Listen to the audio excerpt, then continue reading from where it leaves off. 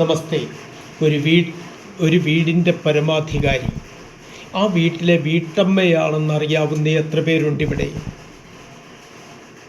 സാധാരണ എല്ലാവരും പറയും ഒരു വീടിൻ്റെ നാഥൻ അത് ഗൃഹനാഥനാണ്.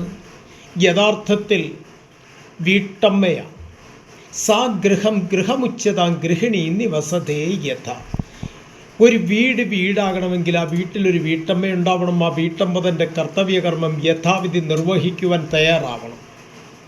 ഒരു പറ നിറച്ചു വെച്ചാൽ ആ പറയെ ഒരു വീടാണെന്ന് സങ്കല്പിച്ചാൽ ആ വീട് അതിൽ നിറച്ചിരിക്കുന്ന നെല്ലാണ് വീട്ടമ്മ.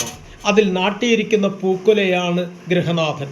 ഇടവും വലവും രണ്ട് ചങ്ങഴിയും നാഴിയും വെച്ചിട്ടുണ്ട്. അതാണ് കുട്ടികൾ. ഈ ഭാവം അറിഞ്ഞ് ജീവിക്കാൻ കഴിയണം. നമസ്തേ.